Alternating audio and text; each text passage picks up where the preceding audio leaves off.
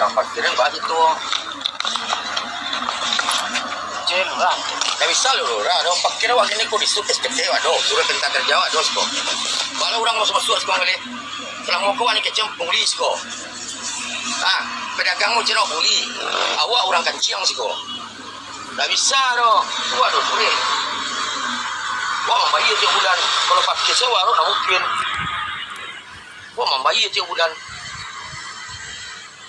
Pedagang pun ada beberapa pedagang mau bayar, ada beberapa pedagang yang ingin beres kok.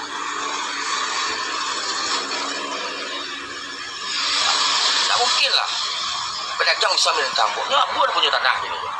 Ambo pakai surit kok. Tak cakap ndak apa mah. Ada orang mengaku pemuda setempat, preman setempat. Kau boleh kata nenek indah. Ada kan? Kau boleh nanti ikatan pemuda tubuh gempa, ikatan pedagang tubuh gempa.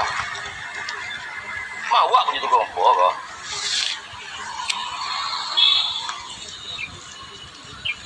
Lebih pindah ke jangan udah pasar pun dah. Tak bisa aja. Jurahnya ni nyawa tang terakhir pengecil. Yang terakhir baru.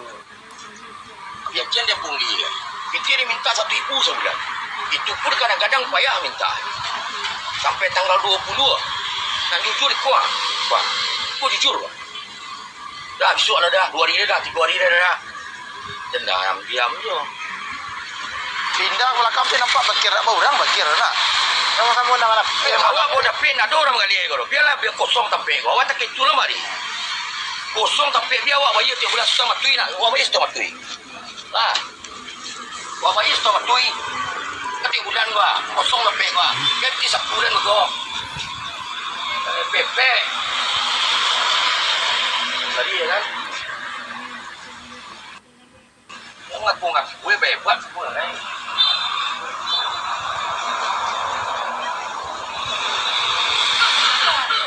Pindah belakang bisa pindah belakang lo. Kau stop sampai kau. Dia ada bayi itu dia budak. Kepeng dia ada. Ini orang sepa do.